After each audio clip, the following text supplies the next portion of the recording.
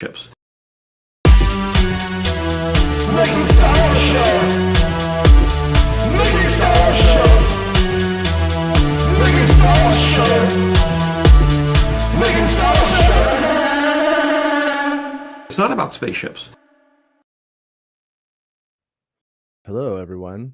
I'm Jason Ward from MakingStarWars.net, and this is my sketchy friend. The smooth sounds of Sketchcraft and Jason Ward. Yeah, because it's midnight. It's making Star Wars after dark. Right. I wonder if this is even working right now. But if it's not, Jesse is here. Jesse, I didn't think you would be awake right now. What are you doing, man? Like, I'm the only one that doesn't have kids. I'm like, I know why I'm awake. All right. Yeah. So today we did a show, and now we're doing I guess a mini show. I was just like, hey, I got it confirmed that Star Wars Kenobi is done. It is wrapped filming. Yeah, I could bring that little story I wrote up, and do something like that, but it's late and I don't feel like it. I don't care. Yeah, but it's wrapped. Yeah, I killed that story. Oh no. Editor Filoni. Yeah. Mm-hmm. You write it, I kill it. That's what I do. My source said that there was 101 days of filming on the series. I don't know if that's a lot, but it's supposed to be 6 episodes. Glenn Close.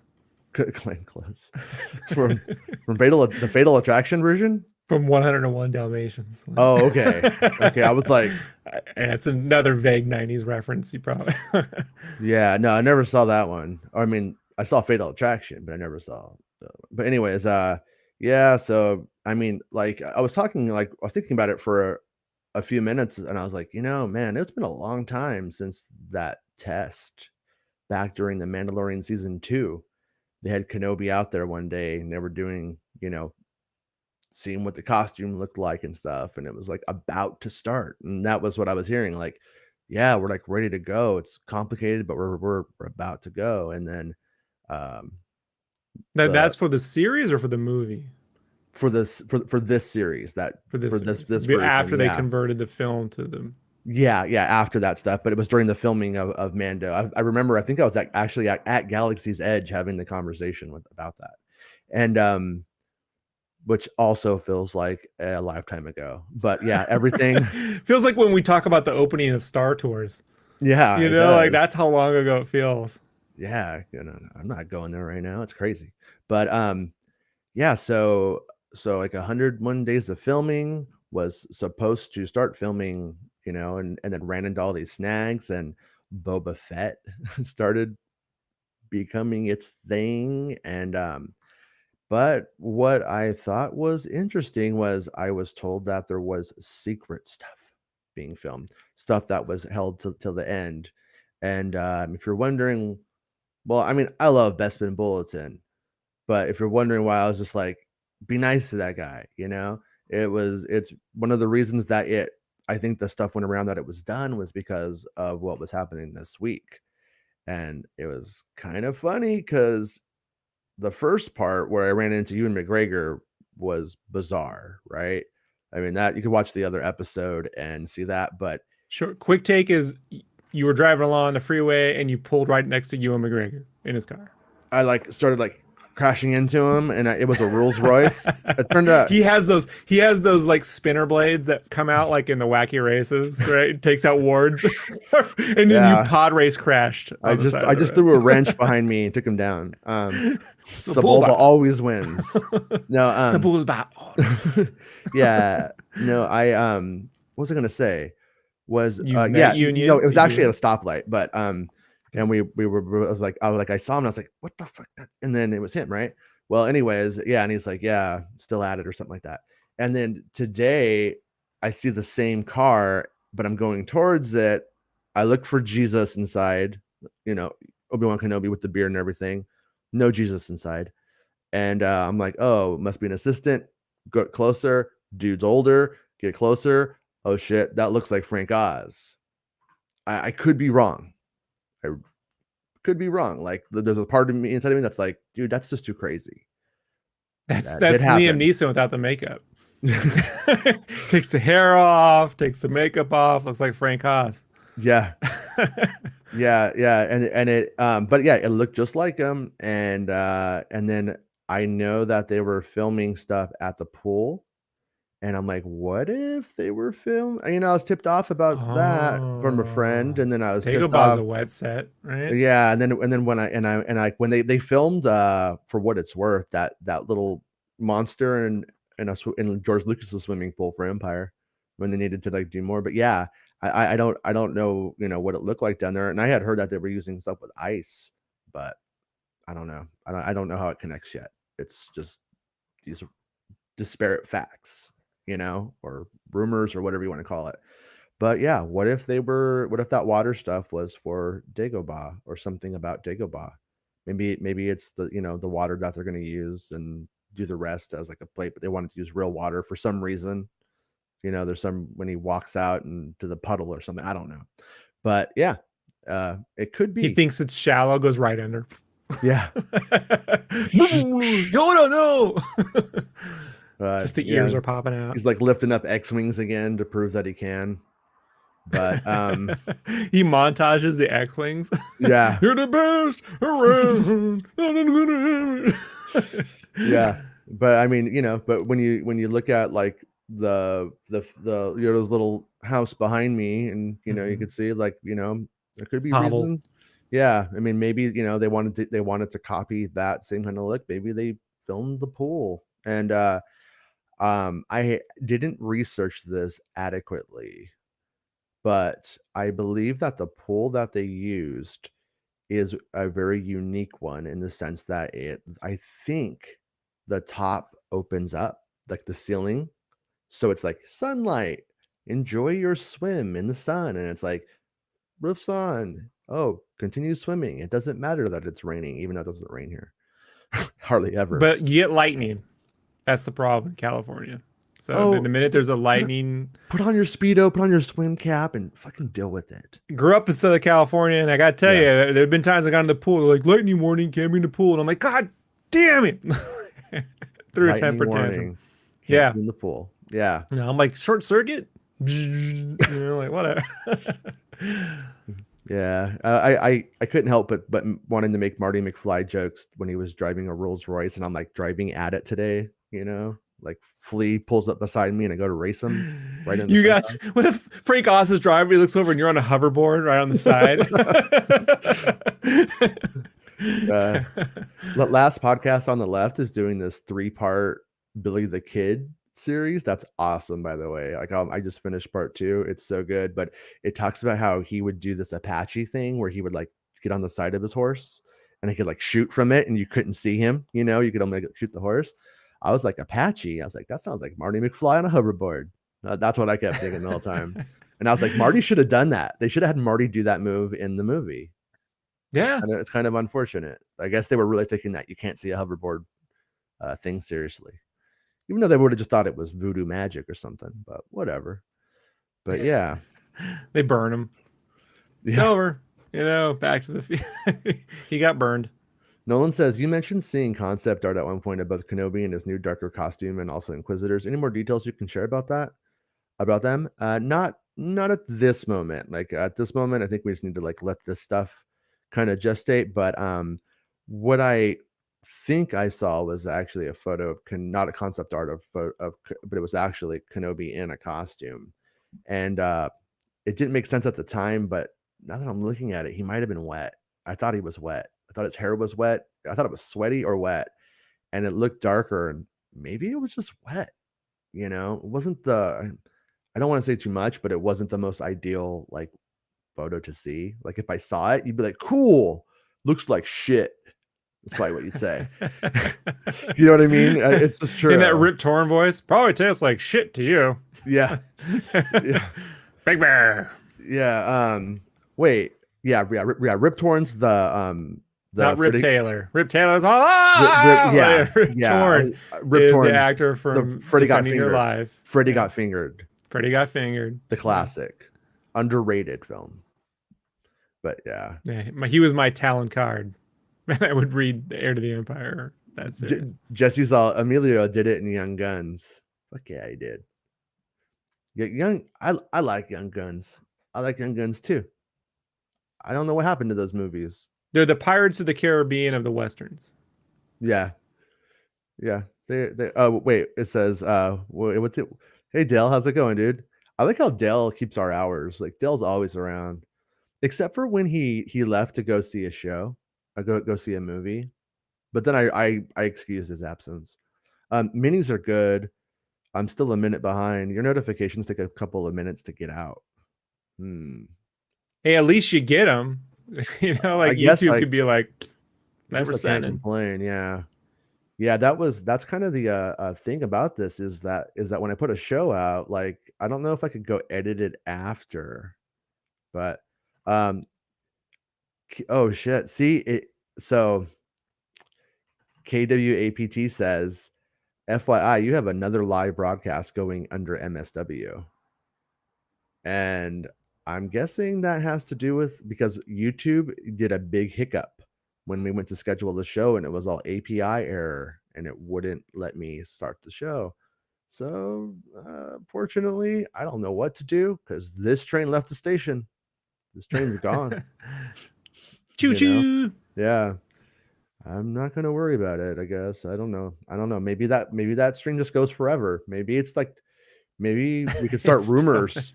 Maybe we could start long rumors. After you're dead, it's still going. It's just still going. And people are like, dude, I heard every now and then he gets on there and drops some truth bombs about episode 22. J-Pack just went nuts. He started releasing a new episode twice a year. He's all, what he knows about episode 22? The rise of Uriel poop. Yeah, right. It turns out he got cut and then they just put his head back on. So instead of it being a real long neck, it's just like, well, it goes back 3 more. So the more you cut him off, it's just more, it's infinite. And eventually Uriel poof is this giant like space Jedi Kraken looking thing. But in the article, you know, I kind of reiterated these shows. So sometimes in a way there's like not really some stuff to talk about in this, but the thing at the end is, you know, I always like to kind of talk about what there's to be excited about at the end of those articles, you know, when something important happens or something cool. And in this instance, like we got Cassian and Kenobi and Boba Fett like all done. Like, and that means they'll start ramping up Acolyte too, right? For production. That means that means room for Acolyte, Rangers in the Republic, and and when we just look at kind of how it went, now obviously things didn't go to plan because of the pandy and all that, but we do have maybe they're going to film all 3 of those kind of at the same time too, and like this will be wave 1 and that's wave 2 kind of scenario. You know. Do they do pickups for the shows? Like reshoots, you know, like, you know what I'm talking about? Like if they miss cover, do you think they do coverage? Like if they miss coverage for episode 7, like we need a close up of the wet beard. I you know, I'm trying to think right now and I don't want to misspeak, but looking back on it, I don't really think so. I think that they kind of figure out what they have to do during the show. They just go back to it. Like they'll kind of think they're done with an episode and then they'll go film more for the episode if they have to, but during the general run. Right. Because I imagine that's part of the way to save on budget for the shows. That just if they don't got it, then we add it around, you know. Oh well. Yeah. And I've even heard about them like doing certain things where they've taken bits of like one episode of Mando and put it into another because like they were able to move the story around that way and it made sense. So you even have like some kind of like directors who directed on other episodes, just weird stuff like that. But yeah, it's nothing. But yeah, this what I was told. That's why I was saying like earlier in the week that it wasn't reshoots, because it wasn't. It was the fact that they were. I think it might have been. I could be wrong. Okay, I don't want to overspeak, but I think that it was kind of like everyone expected it to kind of wrap up, and then it was like went down to smaller crews, and it was for some important thing. I mean, So what if it is true that Yoda is in this thing and they saved it for the very last day, and the very last day you just happened to pull up next to Frank Oz in Ewan's, like you wouldn't have even known that was Ewan's car or cared to look at it had you not seen Ewan before. So like for yeah, you to recognize that car, you had to first see Ewan in it, and then Frank Oz had to be like, "I'll drive it around." yeah, Like that. If it all pans out, that, my yeah, friend, is just I want to say that's like I'm writing that one down in the journal. Like that is yeah. a crazy realm of coincidences. That's gonna go in my Star Wars Curb Your Enthusiasm show, like Yeah. with Jeff's wife as Kathleen Kennedy. Should just call it Scoops. You bald son of a bitch. You get a shit bath. Yeah. Hey, Meg's there. And hello, Meg. How's it going? I hope you're feeling well and on the up and up of things. But yeah. Yeah. I am exhausted from this week. It was like nothing was planned, but man, did it end up being a lot. Like last Friday, we had like a ton of stories hitting, and then I was like, wow. And then so this week, I kind of thought, oh, this is going to be the lazy one. We even had a couple of shows where we just went off the rails and we're just silly dickheads the whole time, and and it's like that's great, it's fun. And then, but yeah, I'm still kind of surprised about the amount of actual, I don't know, consequential stuff that actually came out, this week. And it's going to be funny I mean, if that weird coincidence today pans out, man, we just fucked up that Disney Gallery episode where they're like, nobody knew. If that's true, I mean, if it goes that way, that's what that's going to amount to. But they could just pretend like we don't exist. That's cool. That's usually what they do, and that's fine. So they can Guess have we're not it. gonna get any IHOP invites for the Lando movie, Uh, yeah, Denny's is like, fuck them, man. We're not doing any more of that. IHOP's like, we'll take you. We love you. I like to go to IHOP. You were like, what are you doing, Rob? Only a few people know. Only a few people. Just a little bit. Yeah. But yeah, like the more I'm talking myself into it, I'm like the Yoda thing just seems like it's legitly gonna happen. Like it legitly should. And it's they have more justification for Yoda in an Obi-Wan series than in anything they've done before. Yeah, I would say even. Okay, so if they do, and are they doing the CGI Yoda or the puppet No. Yoda? I think they would do puppet Yoda. So you think they're done with CGI Yoda overall? I do. I mean, they would have a justification in almost saying like prequel Kenobi gets CGI Yoda. They could have some weird thing like that, but if you want my opinion is the powers that be that are making it want to work with the puppet, and the only reason why they wouldn't work with the puppet is because they couldn't get somebody, like they couldn't get operators, but I think they could. And if and I would honestly say based off of Phantom Menace's Like actual we got Frank performance, Oz. the Frank Oz involvement isn't a guaranteed great puppet performance. That's true. That's not a knock on him or anything like that, but it doesn't guarantee it. And yeah, and like I even thought Yoda looked weird in The Last Jedi until I got used to the movie. Now now I'm like, no, that doesn't look weird. Why did you think that? But I I also don't know. I remember it looking pretty weird. well, it was the fire. Smooth? Is it? It was the fire. It was that he's like, he's like on in front of at the little fire with Luke, Yeah. and that just looks different. At least that's what it was for me. I mean, I don't know. You might have a different like that cognitive dissonance that you get when you see a character you've seen a million times on very, very set shots, and then you see something new. It's always weird. And I imagine that cognitive dissonance is different for everyone, depending on how they view it. But for me, it turned out it was the fire. And it wasn't bad. It wasn't shot bad. There was nothing wrong with it. It just seeing Yoda with the fucking bonfire as a puppet was just weird for me the first time I saw the movie, or the first couple times. And now it's not. Now I know how the light works on it, and it's fine. But Yeah, the only Yoda that never looked like Yoda to me and will never look like Yoda to me is the episode 1 puppet Yoda. Like, I don't know what that is. That ain't Yoda. Like, yeah, well, Rick McCollum at Celebration 1 was saying the idea that people asked him, like, why does he look different? And Rick McCollum was like, when you saw Yoda in Empire Strikes Back, he was a refugee for 20 years. And it was hard, and that's why he looks like that. And I was like, oh, okay. You know what I mean? At the time, I was like, okay. And it wasn't until about 3 years after Phantom Menace, or 2 years after Phantom Menace, that we were on the verge of getting the CGI Yoda, that I'm like, no, dude, that Yoda, that puppet's eyes are just like, they're going crazy. Actually, yeah. I have a fucked up story related to it. Because we call him Loco Ojos. And that Yoda, not knowing Spanish very well, I was a dishwasher at Olive Garden for one of my first jobs. Mhm. Great times. I was with my best friend, so that was cool. But there was a guy in the back that was completely cross-eyed. And Oh, no. nice guy. Yeah, it was like comically bad. And I feel really bad for the guy, but everyone called him Loco Ojos, which means crazy eyes. And I didn't know that they didn't say it to his face.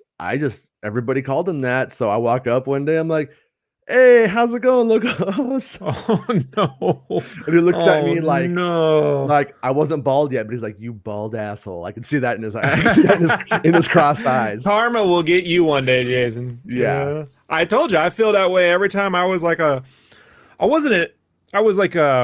smart aleck little like shit talker to some artists in the 90s at Comic-Con.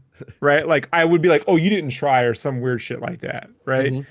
And so now when I do get some negative feedback, I go, well, I earned that. You know, like it's just karmic retribution for when I was 14. I mean, I got out of it pretty quick, but there's a few years where you're just like trying to be like that funny. I don't know. You're trying to be your personality in some way, or what you think is your personality, and you need to say some real stupid shit. Yeah. No. Yeah. I mean, I did the same thing even in this thing. Like before I had like a website or a podcast or any of that stuff, I was just like, yeah, fuck this Adawan shit. This shit is dumb. Like, why? That's yeah. I mean, no, but I mean, I just didn't think anybody would ever see it. You know what I mean? Right. And then of course, and I don't think that now, and I do disagree with some of the changes, but at the same time, I'm like, it's his version. Everybody knows it's his version. Do whatever you want, do you? But but he and I both like patched it up. If it's my special edition, like other than the original release, I'll watch that over the special edition any day, dude. So super awesome. I mean, stuck with it for like 15 years now. It's crazy. Yeah. I mean, no, and I think it's a great project in the end. But point being, is that like you don't really it doesn't feel like it's real, or it's like an outside thing, and then you're like, oh wow, people might know what I say. I might hurt somebody's feeling, that kind of thing. You don't really consider that. I had a friend in music who made his career kind of making fun of popular people, and then when he got popular, he had to go to award shows in places where they were, and he had his Larry David moments pretty consistently. It's like Kevin Smith says that's why he's like, yeah, I don't shit talk a lot of dudes anymore, because I end up in rooms with these people and then they want to murder me.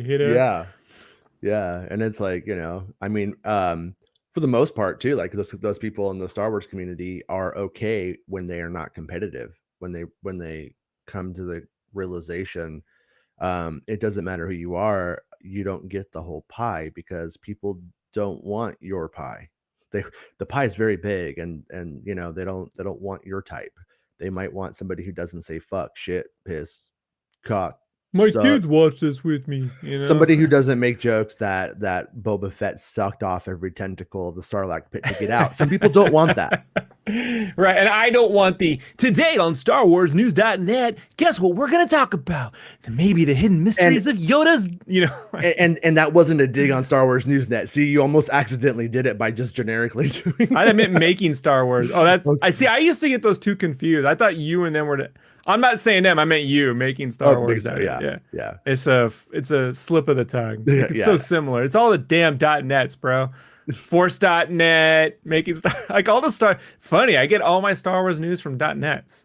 .net, Isn't that weird? Dude, when I was starting, like it wasn't clear what the rules were, if there were rules, if they enforced it, if anything mattered. Clearly I stopped caring about those altogether at one point, but I didn't know, and I was like, well, if it's .com, that's MakingStarWars.com is .commercial. We're not commercial. We're just like, I just want it to be like a network where we talk about Star Wars. Makes Okay. sense. And I was like, and then I remembered the first guy who got a Patreon. Ooh, that was a scandal behind the scenes. Lucasfilm was not happy about that. And people talking shit. So I was like, shit. We only let the Hollywood Reporter make money off Star Wars news. Yeah. I mean, and now it's like, right? Right, like every other magazine ever ran a Star Wars cover, and sold ads in the magazine to pay for it. Okay. Dude, yeah, it's also like one of those things, like I don't know like exactly what's true or what's not, or like how things work, but yeah, like they money goes both ways for Star Wars stories at times. Oh yeah, I mean, I worked in magazines, worked in Mhm. gaming magazines, and sometimes they legitimately buy covers. And the way sometimes they buy the covers, they don't pay for the cover. Every Yeah. publisher would tell you, we don't sell covers. No, what they do is they sell ad buys, right, in the magazine or for a series of magazines. That's how you get the cover. So it's just like how Limp Bizkit bought radio and a bunch of future dudes with red hats were formed. I blame Limp Bizkit for everything, for the record. You red hats, it's never going away. Yeah, I used to have a fuck Fred Durst sticker on my guitar, and jocks would want to beat me up for it, which made me love it all the more. But well, in the mid 90s there was a comic book called Hellshock. Did you ever see it? By an artist called Jay Lee. Yeah, Jay Lee was an up and coming artist. He had this real wild graphic style. He started out on Namor, and then he did his own book at Image called Hellshock, and it was this big, kind of like burly with like crazy hair, but he had this giant painted cross on his face. It was all like in silhouette with this painted cross. And when I saw Limp Bizkit, I'm like, they stole Hellshock. Like that is legitimately from the comic 5 years prior. And don't tell me they didn't read it. Like it's not what happened before. No, they read Hellshock. Like it's pretty clear. Yeah, they announced this week that they're coming back, and I got about 20 text messages from people I haven't talked to in like 10 years going, haha, fuck you. I'm like, oh man. Jason immediately registered MakingBiscuit.net. God, one of the best punk stories from my younger years was, I didn't do it, but was this label called Buddy Head broke into his office, stole his red hats, put them on eBay, and then gave the money to rape charities. I loved it. It was great. It was hilarious. Very Robin Hood. And it was like, and it was like one of those things where you couldn't really go after them necessarily, because he's like gave the money to rape charity, Yeah, it's but the English teacher says, is there any way that you can try to proofread your articles before you put them out? They're always very poorly written with tons of type. No, I can't. No, wait till I start writing them. You've ever seen Jason? You ever seen the way I type? It's like, ooh, this guy. So, is there any way of finding out any possible Liam Neeson or Sam Jackson involvement in recent filming? Any sightings? That I know of? No, I don't actually know. And Leeson's like, I'm not borrowing Ewan's car. well, there was one moment where a couple of people in the, like, I don't know how to phrase it, but let's just say those in the know were like, oh yeah, of course. And I was like, oh, okay, cool. Can I run that? And they're like, you might want to wait. And I was just like, okay. And then I kind of got like a wishy-washy thing about it, and I was like, so were they just being presumptuous? Because like it's really hard to explain. Like there's times when I could spend a lot of time asking follow-ups, and there's other times when I just feel like I don't want to push these buttons. I don't want to push their buttons. I'm happy that I get what I get. They've And been nice enough. yeah, and then like, and if they're not being clear, they might not be comfortable, because if they're not comfortable, I don't do it. If I get like oh, I'm nervous, then I don't do it, you know. um, there's nothing worse than a source having panic attacks while you're on the other side, and they're like, and you're like, should I delete the story? And you're like, in your head, you know, it doesn't fucking matter if I delete it, it's out. Like there's nothing I can do now, you know. And they'll usually say yes. And then it's like it was all for kind of nothing, you know. So that's why I don't do it. But yeah, so is there any way? No, I mean, I mean, hopefully, you know, someone else like Meg's Star Wars Meg has been doing a lot of coverage on Samuel L. Jackson, which I have enjoyed. And I hope Is that pans out. But Liam Neeson lives in the UK or in Scotland or Ireland? Does he live overseas? I think he's Irish, but I'm not sure where he lives. But But he lives. I would have to imagine though, with as many like was he had a wife who passed and they had children. Do you know she was American? I think she was, yeah. But I just asking because if he did shoot something, they could do a pickup or some quick thing over at Pine. I mean, they're down there now anyway with Andor. Like, Yeah, but I mean, you know, he's over here pissing his pants all the time too. So it's you know what I mean. But I actually that don't wasn't know. floods in New York. That was Liam Neeson Yeah, letting open his pants, and it just that was Liam Neeson. whoa. That was a Qui-Gon, Qui-Gon, gone. Emphasis on gone. Yeah, yeah, but Qui-Gon slurry. Ugh. right. Mm. Yeah. In terms of like the Samuel L. Jackson thing, I'm guessing Meg would agree with me too. It would probably end up in Boba if it was going to end up anywhere. And Yeah. a part of me like wants instant gratification, but if it doesn't happen, I hope it's a season 2 of Book of Boba Fett kind of thing. You know what I mean? Like if Book of Or a Boba ended, teaser because they put Boba Fett as a teaser unbeknownst to people in season 1 of Mando, right? yeah, So yeah, people are like, "Who was the guy with the in the desert? Oh, what was that?" right, yeah. The thing about Boba, because this could be it. We could just do this one thing and that's it. I haven't heard it be called a limited series, I don't think, which they definitely call Kenobi, which is like, hey, this is all we plan on doing. But if the the general consensus of everyone who saw the first thing was, oh, Boba's going to go and get revenge on everybody. You know, it's been the assumption the whole time. Is if that happens, if he achieves revenge completely in the Star Wars way, then he's kind of got to die. I'm not saying he dies, but one of the kind of the whole point of the Star Wars lesson is, if you go for revenge, you might think you got it, but it will be your undoing, asshole. That's always the point of it. So if it ends with Boba killing everybody who's ever fucked with him, and he's just like, well, I did it, and number one, that's going to be weird, but also it shuts the character down, Unless there's Sam Jackson, and right? then that's the one. And I killed your dad. I'm killing you.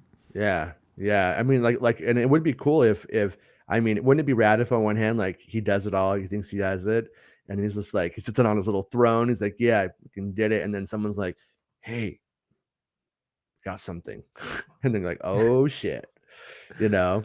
Mace Windu's lightsaber actually comes out of his hand like the old Star Wars figures now. Like it Yeah, actually. the Whoa, choo choo choo. that's actually something that they could probably implement in an Easter egg kind of way, and it would work in certain ways, like a Wolverine kind of claw that comes out of your hand. Don't give But them ideas. right, I mean, no helicoptering lightsaber, but The Swiss Army knife, Ray. Remember that one when they like open it up and it was like the Swiss Army knife lightsaber blade? I would watch that. Oh, I would watch it. But yeah, So okay, let me see. Make sure. Am I missing any comments? I Del Urban says Star Wars hat trick. I don't know, but okay. And then, hi guys, do you think we can expect to see a new Star Wars movie? When do you think? Um, I am under the impression that the Patty Jenkins Star Wars movie is Q1. So next Q1, next quarter Well, one. she seems to like to talk a lot. Ask her. Yeah, Like, did something happen with her today? yeah, you know, and I'm like, this is ridiculous. She went off and she said something that was like, that she didn't think movies that were released on streaming services felt real to her. Right? She doesn't notice them that only movies that are released theatrically are like real movies, and people are Okay. going over what's a real or fake movie. Right. And I'm just over here like, are we just pretending like the pandemic still don't exist or something? Like movie studios just decided one day to stop putting Yeah. like after record breaking 2019, they're like, we don't want billions of dollars. Well, We're just gonna put it on our streaming services. That's not what yeah. happened, you know? Yeah, I mean, I haven't read it and I haven't seen it, Yeah. but I mean, but you can feel like that. I think you could feel like that, and then it still just be like, yeah, but there's nothing we could do about that for now. You know what I mean? Like, For now, right. yeah. Yeah. So I mean, it's like, yeah. I mean, I kind of agree, like to an extent. Like, I really hate the fact that the first time I saw Bill and Ted 3, a movie I literally waited for longer than a Star Wars movie in the end, strangely. I watched it at home, and, there was kinda something lost in that. I love the movie for what it was. I had a good time with it, I had a great time watching it, but it would have been so much cooler to have gone to a midnight screening or whatever of Bill and Ted 3. So I get what she's saying. I mean, I get, like, the point But of it, that's but not the conversation okay. is they're acting like the real conversation that isn't being had is Mhm. that yeah, see, this is why we can only release movies in theaters. And I'm like, it's a pandemic. People don't want to die. Yeah. And like the big push is like, well, HBO Max put all their stuff and now they're not making money. And I'm like, yeah, but they released Tenet into theaters last summer. They didn't make money because people didn't want to die over their stupid movie. Yeah. So like solve the pandemic, people go back to movie theaters like that. And that's like when we had that dip, that downloads trend on the original COVID one versus Mhm. the sequel we got now, like Yeah. COVID Strikes Back. Right. When that was going down, people went and saw Godzilla and it did well. And by the way, was also simultaneously released online. So I don't Yeah. want to hear how like they cut into sales. It's like, no, people felt safer. I don't Yeah. feel safe going to a movie. Some people do, but my buddy was like, but you wear your mask. I'm like, yeah, that protects you. It doesn't protect me. And I trust Yeah. people in movie theaters to wear masks as much as I do for them to follow the speed limit on the freeway. Like Right. some do, but I'm considered the asshole for following the speed limit. Like everyone else is pretty much driving 10 miles to 20 miles over. And then there's that one guy who's got to prove he's Vin Diesel. That's Like, me. I'm yeah. kidding. So I I drove don't a know, straight man. It's just like, look, you're getting your movies. Like, just we got to know, like, we're in a health problem here. It is a nightmare. I'm pretty certain the box office receipts weren't too hot in Europe during World War II. Like, like I wonder You why. I sure? wonder what cut into the theater sales, and like, I don't but know, they you do well in sure? America. Yeah, there was no war here. 'Cause I saw that one Quentin Tarantino movie, and it looked like they were having a good time in that movie theater. Yeah, no, I didn't say they weren't showing movies. There was a dip, and but this is why Hitler was afraid to go to the theaters because they'll kill me in the theater. No, I don't know, but like, How else are you I mean, if they should just get Tom Kane just to like do newsreels and then like World War II style. War, sickness. so it's just like one extra stupid thing. We should be talking about making films and not this stuff. Yeah. Like I Patty Jenkins and directors of her ilk who are really well seasoned directors. What I mean, Mhm. they're not running businesses. Right. They're employees. They get hired to make something.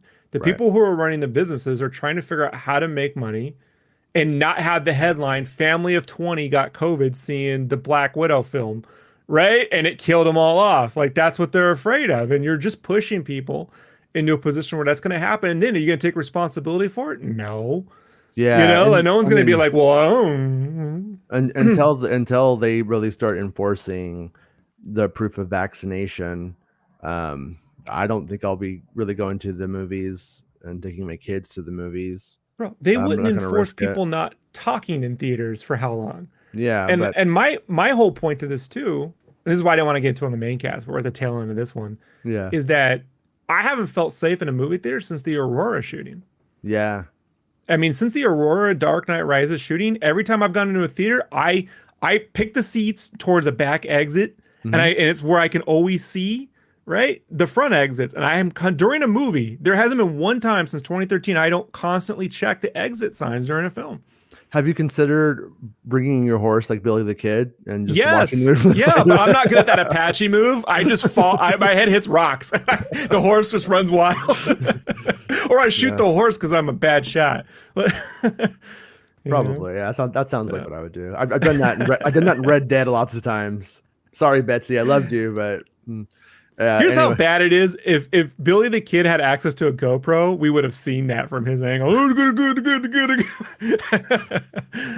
Yeah, yeah. I mean, I follow this epidemiologist named Dr. Eric Fing, I believe, and he's one of the first people to sound the alarm on the pandemic. Like, this is going to be serious. This is serious. You know, he was one of the first, if not the first, and he ran something on his Twitter the other day about how there's a kind of a vaccine out there that will eradicate all of the variants, but they need to like up a couple of things. I don't understand the science on it, but they're testing it on pigs right now. Sorry, piggies, but they're testing it on pigs right now, and so it looks like, I mean, the positive side is if that's actually going somewhere, you know, in a year or two, there may be the catch-all. Here's goodbye COVID. If the great sacrifice of our generation is that we had to see less impressive movies, Yeah. right? Then boo-hoo, guys. You know, like, I'm sorry, like, this is my military hat coming on, right? My whole family Yeah. served in World War II, Vietnam, the Cold War, Desert Storm, every one of them. And then I'm the only guy who didn't serve in a war. Like, I got in and I'm like, well, got out right before the wars, you know? Like, but Should be what I lucky, trained, lucky Rob. but I trained for 2 years. I started as a tanker, and then I trained for about a year or so. Then I got a back injury, and they moved me into nuclear biological chemical, NBC. I spent 2.5 years doing that. And what we're in is exactly this is, I know, right? NBC. That was my big joke because I was a Stern guy. And they're like, stop it, E3, you know, Yeah. E nothing. So just drop with the NBC. So one time I made a joke. Okay. Oh, side note. So in the military, they have these sayings, and one of them is, if it ain't raining, we ain't training, right? Which is a whole. So I'm out, it's the middle of summer in Germany, and I'm out at the tank pad doing maintenance. And me and my buddy Heinz were taking a break, drinking Mountain Dews. And our sergeant came up, who I knew was in the barracks playing Warhammer with his other sergeant friends while we were doing the work. So if they're playing Warhammer, we're not going to be working. Yeah. So he comes up to me, goes, hey, how come you're not working? And I look around, and it's sunny as shit. And I go, well, if it ain't raining, we ain't training. And he had to nod. He's like trying not to laugh. I'm like, I know, drop, right? And he goes, you don't drop until I tell you get up. I'm like, okay, I won't drop. Like I dropped myself, and then I wasn't allowed to drop myself. Like, it's just push-ups, folks. If you don't know what drop is. Yeah. That's smart.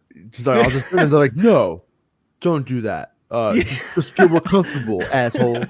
Yeah, you just do the, okay, we'll go back, whatever. But yeah, so, but I trained for this nuclear biological chemicals, nuclear attacks, biological chemical attacks, and we're in a hybrid. The pandemic to me is it's a biological viral attack, but it's also like nuclear in that in tanks. So on tanks, they have these things called, they're 120 millimeter sabot rounds. Okay. And these rounds in wartime are tipped with depleted uranium. Mm-hmm. And it's a byproduct of the uranium process for nuclear plants. Whenever you fills out the core, you get this extra shit. This is part of that, and it get it's kinetic. So the hotter it gets, the sharper it gets, which is why. But it's radiated. So when it goes through an enemy vehicle, it's like the size of a quarter, and it sucks everyone out the other side. It goes right through it, and everyone goes out the other side. Oh, fun. Like, yeah, your remains go through a quarter. Yeah, you're gonna go through that. Okay. That's horrific. But it also irradiates. So even though you've killed the enemy, I don't kink shame if they're into that. That's cool.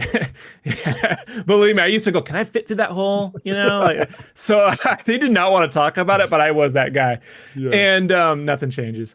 So, but the areas, there are areas of Iraq that are still, they're cancerous. Like there are areas of Utah where we did nuclear testing that, you know, gave people cancer. Do you know that? Did you know shoots. that John Wayne died from that? That's what they believe because they were out there Oh, doing, yeah. It's.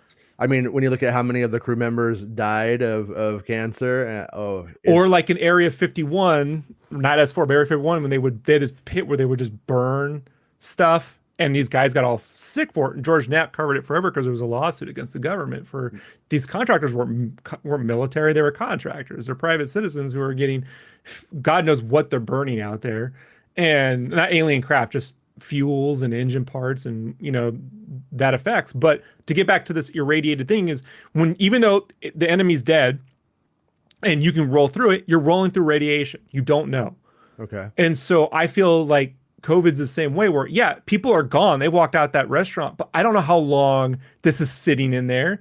Like you think you feel safe because you're 6 feet away, but you could be an hour. They could be gone for the last 30 minutes and this COVID's still in the theater. You don't know how long, especially when it comes to viral loads. So I treat this all like, I'm like, I train for this, you know, like this is the one time I'm like, wow, I can survive it. But my friends think I'm nuts. I'm like, that's what it's like when you say support the troops. When a troop's telling you this is what they train for, and you're like, you don't know, man, and I gotta go see a movie. I'm like, ah, boo fucking who, grow up. like, you know, like I'm a nerd, but at some point put on the fucking boots, run fucking 10 miles, and train for 2 fucking years, and then come back to me and tell me how this shit's supposed to roll. Well, Rob, it's my freedom to kill everyone's grandparents. Yeah, yes. Yeah. That America loves to kill people, bro. Like that's the one thing that sadly I've learned over my lifetime, you know? Yeah. Like it could be with Mickey D's or Sable rounds or COVID. Like it doesn't matter. I had COVID Stockholm syndrome, I think, when everyone started going out and acting like it wasn't a pandemic anymore for a little while. I started to almost miss the coziness of everybody just being in the front room, not able to leave. Well, you did some anthropological studies in college, right? The anthropology like enthusiast in me says, so this is why my grandparents were so weird after the Great Depression forever. You know, and I feel like what we've gone through is like 10 times worse than 9/11 because it's going to be for years. And am I ever going to, like when I was watching 1996 Survivor Series, The Rock's first debut, right? When he was Rocky Maivia in that Survivor Series. And I'm looking at this crowd of people in Madison Square Garden. I'm like, am I ever going to see a crowd of people and not wonder if it'll kill me ever again? Like, is that ever, like that's forever now, you know? Yeah, it's going to take a long time for that to not feel weird. And I mean, it'll probably be really weird not wearing a mask in a place like that too. And it's even going to be, and if you think about it, our first real, in some ways, maybe anyways, our first probably movie theater sort of big experience that matters might be that Star Wars movie. You know, it really could. I mean, I know some people will just go do whatever, but I mean, I'm not going to get COVID to see like Batman. I'm the guy looking forward to Avatar. I'm not going to the theater to see it. Yeah. You know, unless we got this really under wraps, you know? Yeah. And I mean, yeah. So not fake it's over, but when it's like really, really over. Yeah. And it will be nice. I mean, it will be nice when the, you know, productions don't have to jump through hoops too. Cause I mean, who knows what we might have had Kenobi a hell of a lot faster than we're going to have it if it wasn't for this, you know? Oh, right. I got a question, because remember when it was a movie and you and I think a few other sites were reporting like there was like an old Jar Jar in the movie or something? Yeah. Like, do you think the movie would have been Jar made? Jar, and that was true. that was real. I don't expect to see it, but that was true. But do you think they would have made that had COVID not hit, or like they would have just made that across 4 episodes as a series? Or do you think all that got a complete rewrite for whatever reason? Yeah, I'm guessing when it went into rewrites that was scratched, or it was never that big of a thing in it, and then it was ultimately just cut. But if the wet set is Gungan City? Last None day. of us have thought about Super Odo. secret. Like Ewan goes, God damn it, puts on that thing and swims. You know. Yeah. Well, I mean that's I mean on a complete side note, doesn't it almost make more sense that it like when you watch the prequels that they would have hidden? I mean, I guess the kids would have stuck out like sore thumbs there, but it's an underwater city that like most people don't know about. I guess Palpatine knows. Never mind, I take it back. Palpatine knows everything. He's the About senator his of, own of planet, of Naboo. Naboo. Yeah, he knows. And they That. come out the water. No, it's ransacked. They didn't show us. They just said it was. Yeah. Like my guess is that was a pickup because someone like you was like, why didn't they just hide out in a city that's underwater? Yeah, just chill down there. That's fortified 360 degrees by giant creatures. That what a wasted opportunity to have all those creatures and not have them battle. Right, come out there like and like crush over like that giant creature has legs, like it, like on land, like just some like crazy like that trench sequence in Aquaman. The only part of that movie I liked was that trench when all those trench monsters are attacking underwater. Oh yeah, I was like, this is like George Lucas's like penultimate Phantom Menace like follow through. Like if you could take just the Phantom Menace stuff and keep it going, Aquaman's where you kind of end up. Right. Yeah, and Queen Barlow says it's opposite. Mask protect others, not yourself. Yeah, exactly. So if both people do it, we're all good. But I don't trust nobody. So it's the paranoia in me. Yeah. Well, so I mean, yeah. If that's so, we're talking like 2022 for Q1 when the Patty Jenkins one is supposed to start filming. If I have my shit right, and summer 23. So yeah, you're gonna have probably 6 months ish of filming on that one, and then but at the same time too a year of post, and then at the same time too like we're not knowing what the future is going to hold. Like what if they have a COVID outbreak and it gets shut down for a month? I'm just like saying, Mission Impossible 7 and 8, like it's a nightmare what they've gone through. The only time Tom Cruise threw a fit, and I was like, yeah, get him, Thetan boy, or whatever you are. You got to listen to those podcasts, by the way, the Macquarie Fallout podcast. Yeah. Because like some people were saying, well, Patty Jenkins just wants to make $1 billion. And I'm like, in her defense, Macquarie talks about this problem because they were asking him how come he doesn't get a Star Wars or get something bigger. And he goes, look, I made movies that made $750 million, but they don't care. If you don't hit the billion mark, they don't care.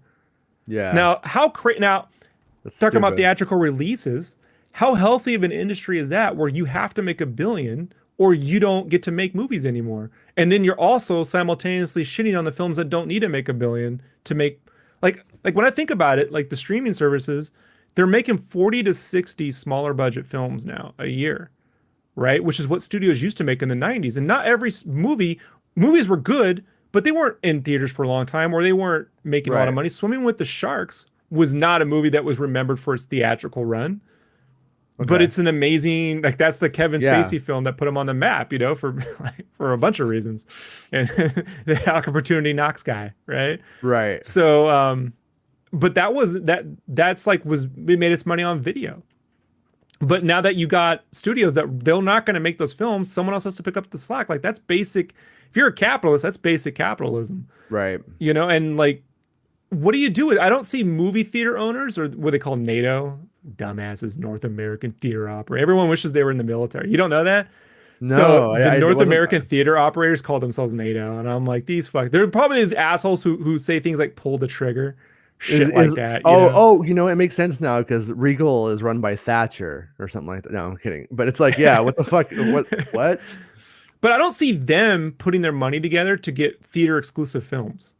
Right? They're not pulling their money to produce films. I don't think they can do that. I think that's how it used to be, and then it was a monopoly, and they broke it up when the studios were releasing to their own theaters, and it was like there was exclusivity. Right. When there was rules for our capitalistic society, certainly. But in the last 20 years, bro, where Facebook can own Oculus, Instagram, and God knows what else, Snapchat, like, come on.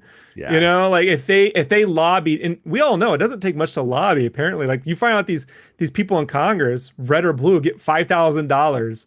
Dude, from someone. take me to Hooters and give me some chicken wings. I'll vote for whatever you want.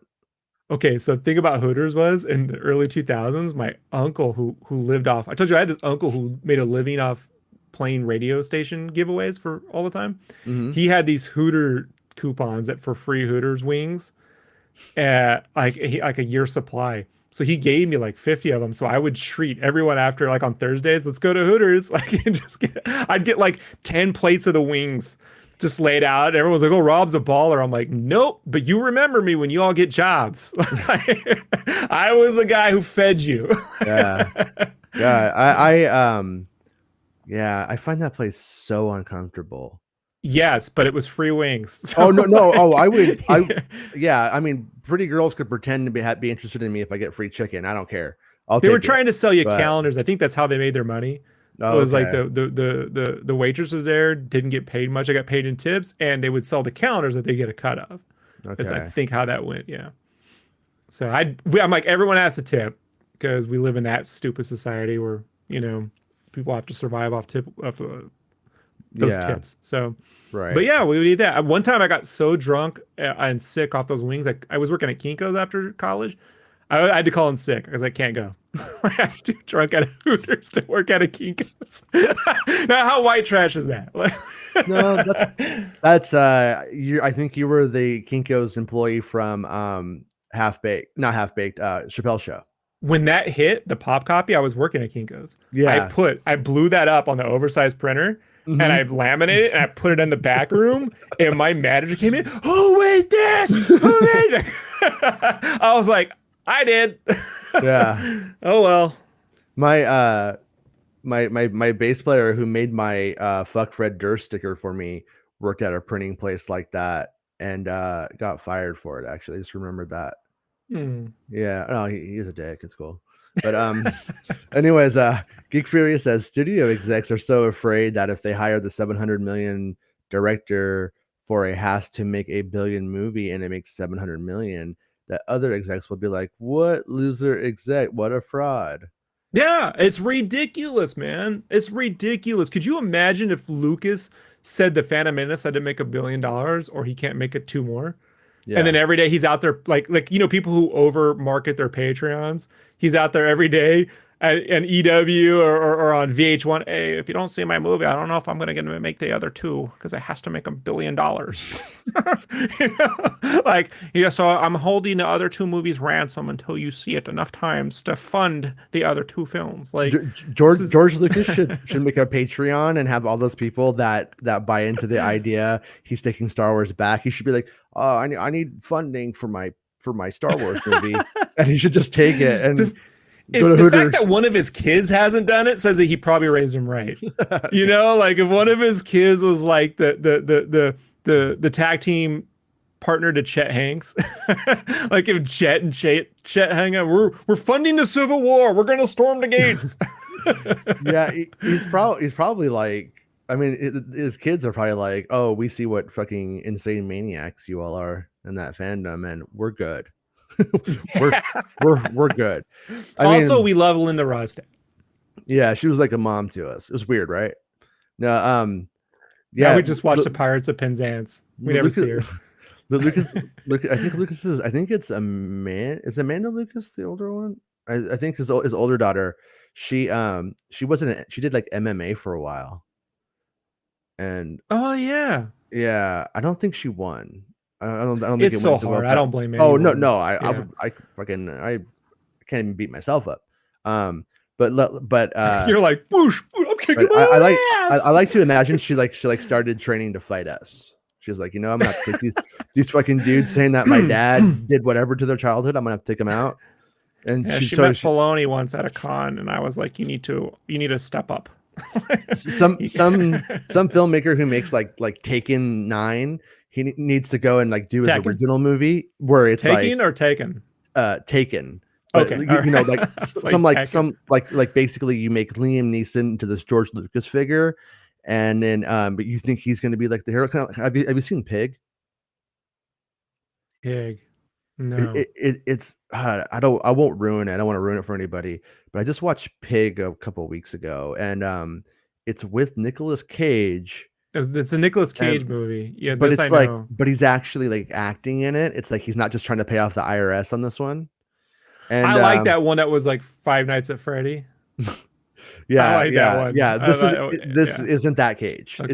It's the other cage. It's The Ra- Raising Arizona cage. Raising Arizona Right. cage. Yeah, I still don't know if I like the movie, Now I got a but question. I'm gonna I let you respect finish it. your point on Pig, but is the Con Air Nick Cage Raising Arizona No, Nick Cage, or is he, the you know, Freddy. He's the the he's fr- the the fr- Wicker 5 minutes Man. of He's the the Wicker Wick? Man cage. Because Yeah. I don't know, I go back and forth on that one. Like, like I'm like he Uh, sells when that Superman movie was announced, and Superman had a mullet at the time, and I was like, I yeah. watched Con Air, I'm like, I think he could do it. Like, I think just that accent is so crazy.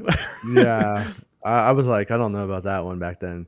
No, But but Pig, anyways, yeah, but so anyways, they need to make like that movie, but where the daughter who goes on the revenge story is like that Lucas daughter character, and she has to go fuck up all of the people who have wronged her father, could be even the though sequel to he's super Nobody. rich. Like she could team up, you Nobody know, did. when I loved yeah, Nobody. Like I was surprised because I usually don't like action movies that much. Like not really my thing. That one was great. That one was so well done.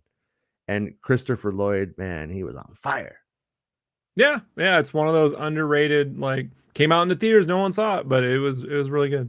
Yeah, my still though, Green Knight is still my movie. I don't know why I'm in love with that movie. I can't stop thinking about that movie. And I went to go. I thought, oh, you know what? I want to show it to a family member. I'll go buy it. And I was like, oh, I could still rent it for $20. Fuck, Green Knight. Just let For me one buy night you. though, like that's when Yeah, I got it. It was like yeah, one yeah, night. yeah. Yeah. I mean, but it's like I want to buy it to like just own it forever for $20. You And can get the I RPG, you can play it. you haven't seen the movie, but you're gonna play this RPG with me. You guys are gonna love it. You guys are gonna get the whole movie from this RPG because I'll do it all in character. Don't worry.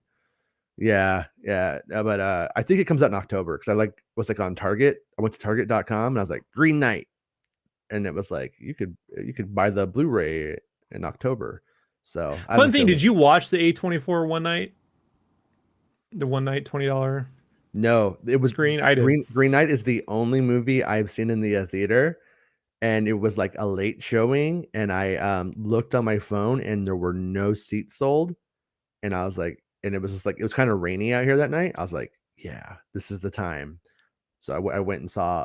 That's the only movie I've seen in this whole time, this whole thing, Well, and they did something interesting for the streaming that with a lot of the movies I haven't seen anyone do yet is that it had a like a what do they call it? A bumper, like Mhm. a little prologue before and after with the actor who played the Green Knight, Yeah. who like, and he's like, it's almost like Jim Henson's Storyteller, where he's like got his pipe and he's got the dog and he's got like, Doc has an A24 collar. It's fucking weird, but he's like in a stone cobble like tower, you know, and he's like got Okay. the book open and he's like, you know, wait, if you're prepared for this, wait till you see, come back afterward, and then afterward you go back to him and he reads the Tolkien poem, you know, the Oh, Green that's Knight poem cool. that Tolkien wrote. Yeah, so it was just, and I'm like, if that's when I'm like, this feels special. So Patty Jenkins didn't watch that Yeah. because that to me is something that like I wish they would do that in theaters, where right before the movie, someone kind of like sets the tone, you know,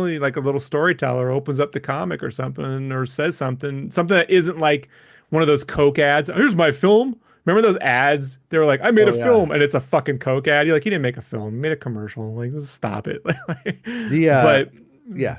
Go on. that was really good. Like Mhm. the way they set that up, I really enjoyed that. Yeah. I wonder if that'll be did it like acknowledge that it was a streaming version or no?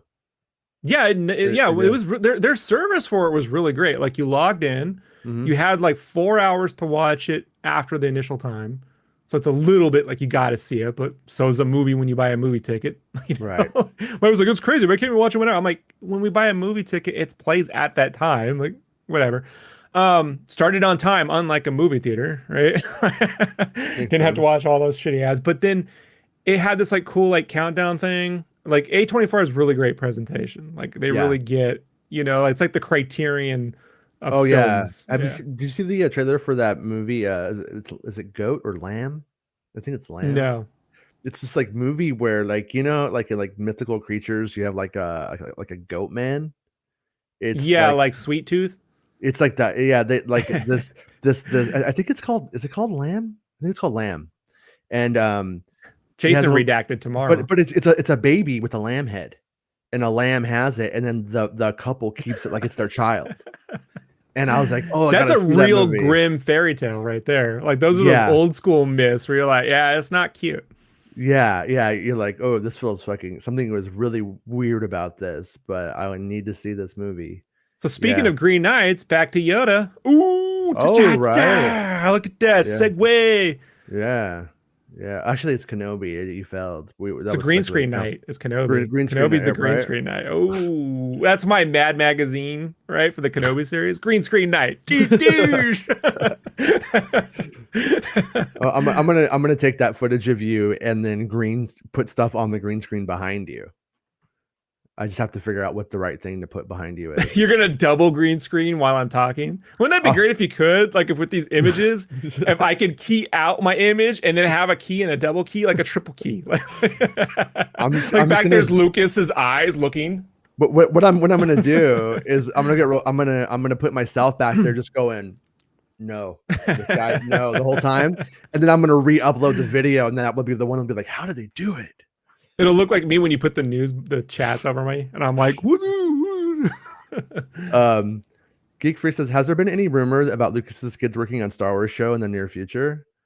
Well, I know, I think I broke it probably that Jet Lucas worked on Mandalorian. Yeah, he does visual effects now, right? Or does he do? He wasn't doing visual effects. It was camera stuff. I'm not sure. I don't want to overstay or say it wrong. I don't remember. What are those guys? But it's like they're the ones that have to build stuff on set right away. Yeah, I mean, he wasn't like fucking mowing the grass or something, but he was definitely working. That's code. Yeah, he was definitely like on the crew. You know, yeah. So I mean, maybe it's something in visual effects. I don't know, but yeah. Julian says, good morning from London. Thank goodness it's Friday, or thank God it's Friday. Thanks for another great Star Wars live stream, guys. Hey, thanks, Richard, and good morning. Enjoy your beans and toast. He gets to get to the weekend quicker than us, and he also gets to write was it armor for Boba Fett, like Bespin Bulletin, whenever he wants, and he's just allowed. He can just do that. Star Wars could do it too, but if we do it, we're pretentious, but you're not. Whatever, Richard. Whatever, dude. I'm the one who drinks Earl Grey during the streams, so you know who's a little pretentious. Hot. Yeah. I'll start doing. I'll change my back after I see that Green Knight version that you're talking about. I'll get the same thing going in the robe and slippers. And I'll sit here and be like, today we're going to talk about spoilers.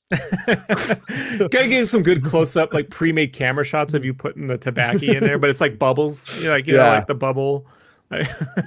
You blow it, bubbles. Spoilers or toilers, you decide.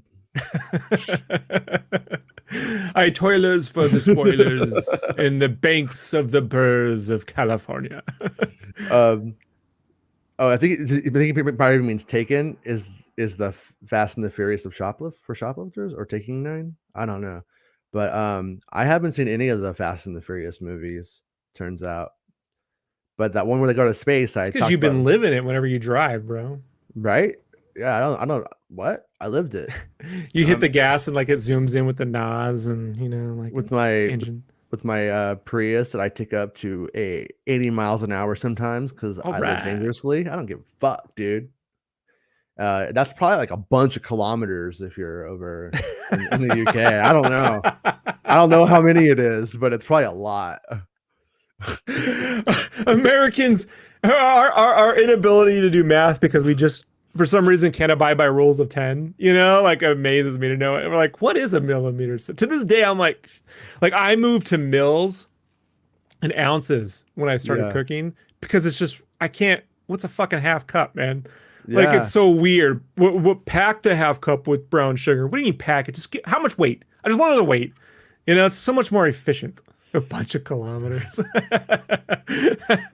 I'm just mad. Do you think in the European release for Back to the Future, it was like when New Spooker goes up to, and then they just dub 366 kilometers, it's gonna see some serious shit. When this baby hits 97,000 kilometers, you're gonna see some serious shit. Anthony Daniels does the voiceover, right? I gotta keep it Star Warsy, guys. I gotta keep it Star Warsy if we're gonna. Fair enough. He's all no. It sounded like you said taking instead of taken, so taking 9. Oh, okay, yeah, that makes sense. I'm really tired, so who knows what I'm saying at this point. But yeah, I'm mad at us for keeping the clock the same. Like, why weren't we so just like fuck everything that we didn't change the clock to? You know, like oh, it's yeah, hard to fit 24 numbers on a round clock. Oh, you guys have 12 hours? End. We have 13 now because we're one better. Like, why didn't we? I operate on Men in Black time. I actually have a 37-hour schedule. Yeah, I actually lived that for a year. Drove my wife nuts, but I actually prefer it. Yeah. But it's just unfortunately life doesn't like the 37-hour schedule, you know. But I think it's brilliant. I'm cool. I'm cool with I don't really. I've never been like a good sleeper. Like I've always had a hard time falling asleep, and then I'll hit a point like where I actually get to sleep like really well, and then I'll oversleep, and then I feel like shit. So like my thing is like I'm pretty good with just like staying up for a couple hours, sleeping a couple hours. I could live like that if I had no responsibility. I would. I'd be amazing. When you got kids and you got to put them in school or feed them at certain times, 37-hour schedules don't work, or you drive their childhoods insane. You're like. Geek Free says I can explain why we didn't change the clock, physics, and how we revolve around the sun within the galaxy, within the universe. No, dude, it's flat. You all know this. I mean, I saw a YouTube video. I'm talking about. I mean, we could have spinal tapped it. We could have just been like, this one goes to 11. America goes to 13. Made the dial wrong, and then just be like, what? Yeah, we have a leap year every couple of days. leap hour. It's leap hour. It's the hour that doesn't exist for 18% of the population. Yeah, there's probably some like math genius in here who's like knows math. It's like that doesn't compute. Well, my aunt was born on that leap year day, so she's 60 now, but she's like 18. She's like, this is my 19th birthday. Man. I'm like, all right. It's funny how that works out, but sure. I always heard about that person in school, and I was like, I kind of mad about it for years because I was like, why do we have to fucking hear about that? That person doesn't really exist. I never heard of that person really existing. And she was in Cerritos. And not far from me. Off Catella, near the pool. Wherever that pool is, it's like 2 blocks over. By the skate depot, I think. I don't know, it probably doesn't exist anymore, but there used to be a skate depot over there. I haven't been there since 1991. I used to go to the skate depot because the cute girls were there, but I never learned how to roller skate. It was just you'd hang out at the arcade games or the air hockey. I play fucking Narc. I play Bad Dudes. Yeah. Yeah. And that's why you didn't meet any of the girls. I was like, what's up? What's up, ladies? Who wants to get down with this high score? I could roller skate, but I couldn't stop.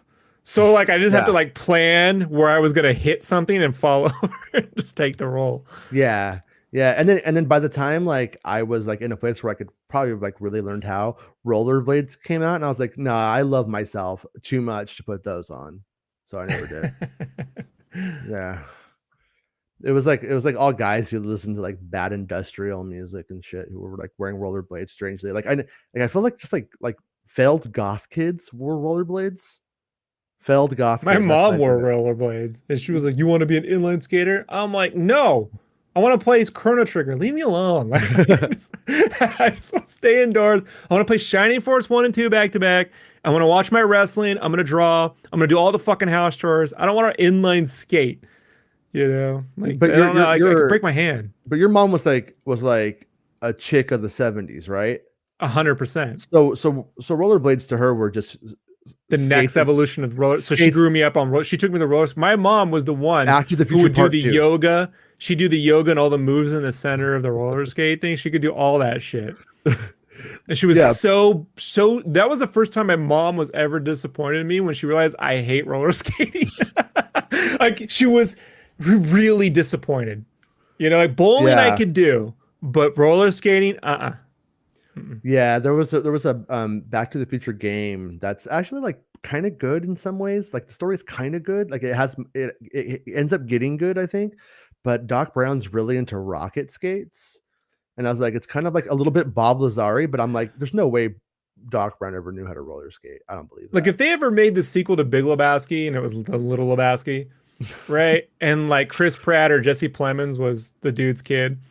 What if he was just into inline skating and hated bowling? And the dude Yeah. could not that was the thing he couldn't understand or relate to with this kid was the skating. I saw like a tabloidy ad, and it was like Jesse Plemons had a baby with Mary Jane from Spider-Man 2. And I was like, well, that's weird. I don't really care about that stuff, really, honestly. But They were in Fargo season 1, right? I don't know. Yeah, were they? I don't remember now. I mean, but Well, yeah, so season 1 or 3, no. So yeah, season 1, no. I can't remember what they jump Kirsten around in Dunst. time. Kirsten Dunst. Kirsten Dunst, yeah. So Kirsten Yeah. Dunst and Jesse Plemons play a couple in Fargo. I believe it's season 1. And there was something about that. That's true. Then I was like, I wonder if they met on set.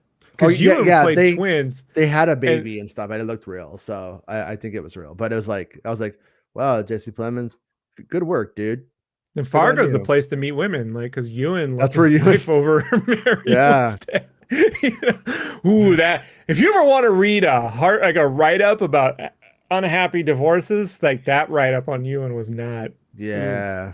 Yeah. It did not sound fun. No one wins in a divorce. So no, but that was. But Fargo. But if you were gonna fuck your life up, it looked worth it to me. I'm just gonna throw that out there real quick. Usually I disagree with it. I usually go, it's not you did not do the right thing. But on that one, if there ever was a rollerblading Jedi, I want to see him go out like Boba Fett did, where like it's like Order 66 and the clone just like hits the staff and he flies off and into his death. That's how I'd kill him. So pitch set 1,000 years in the future. The Sith have returned as a roller derby team to challenge the Jedi, who have won 200 championships in a row.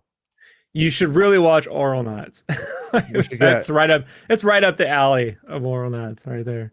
Yeah, I need to watch that. I'm gonna watch that tonight. I haven't not been watching because I've been avoiding it. It's just like when I'm like, oh, I should watch that I don't remember what it was called for whatever reason. Right. Auralnauts. The episode 1's only 13 minutes. Yeah. It's just as the movies get there, they get to like 2 hours. Like they go crazy long. But they're good. They're all like they figured it out. And then the last episode, they've had a darn time dealing with the sequel trilogy. They've taken their time trying to piece this one together. But I'll just say Creepio is amazing. Right? Yeah, Creepio is a character and is amazing. Thrawn is all solar babies rollerblading. Solar babies. And then he says, Auralnauts is hilarious. Yeah. Everything that you guys have told me about it sounds like really, really good. And yeah, it was like I hit a point when that stuff was happening where everyone would send me everything related to Star Wars, and most of it wasn't good. So it became like snowblind to anything good that was like that, because it's like, what did I probably like off the top of my head out of all the years were the bad line readings of where they like redub them of Empire and stuff like that. That was hilarious. That was funny. And that's pretty much the only thing I thought was actually funny out of most of the stuff that I ever had to encounter. So Thumb Wars I thought was funny 20 years ago. I like Thumb Wars. That Chewbacca. Yes, keep it in. Yeah, that's love Thumb Wars. I didn't see that then. I saw that later and I was just like, what the hell is this? What is going on? Look, it's like the Quiznos commercial took over a galaxy far, far away, and I can't stop watching it. Yeah, I actually remember when Hardware Wars was getting like re-released. We were so thirsty for Star Wars. Oh, it was actually like coverage of it. That's fucking good for him. Good for I'm not. Yeah, I'm. Hey, you made it work. Cool. Not my thing, but good for him. But yeah, like the the Auralnauts thing, like it's really hard, I think, like when I'm guessing, because I haven't seen it, but like when something hasn't had enough time to like sit and like shake out, it's probably like way easier to like go riff on the prequels and the original trilogy, but like when they're just happening and you're like not that familiar with it, it's like probably way more difficult, I would imagine, because you Yeah, don't and have. they've been smart to take their time, you Yeah. know. So And like they're still making it right now. right now, yeah. That's Yeah. cool. So I gotta donate a buck or two every month on their Patreon. Nice. Yeah, Geek Freak says whoever does the voice of Kylo and all that should be Adam's official dubber. Yeah, they actually. It's funny. Some of them they do the voices, and some of them they don't even bother. Like Vader's voice is just a nice guy. Like it's great. Yeah. But Ewan's is Ewan. You know, like it's really they hit him. They know they do a really good job. So Yeah. that's just I don't like talking too many things up, but that's one where I'm like, look, I put my money behind it, so you know, Yeah. That's like I support that, and I think given how I've spend time with your sense of humor, especially over the last couple of months. I'm like, yeah, I don't, if you don't like this, that'll just be weird. Like, or again, it could just be one of those things where everyone wants me to like it. Why should I fucking like it? I get that. yeah. That's how I felt about Grosse Point Blank when it came out. I was like, I don't want to fucking see this movie. And everyone's like, you're going to love it. It's your movie. I'm like, fuck this movie. Everyone's telling me to watch it. And then when I saw it, I'm like, I like the movie. When I saw that movie, I really hated it. And I was a Grosse Point lot. Blank. Yeah, I was a lot more. Mhm. I felt like the record, the crosstalk about it. I was like, that's so fucking artificial. Like I was just really mad about it.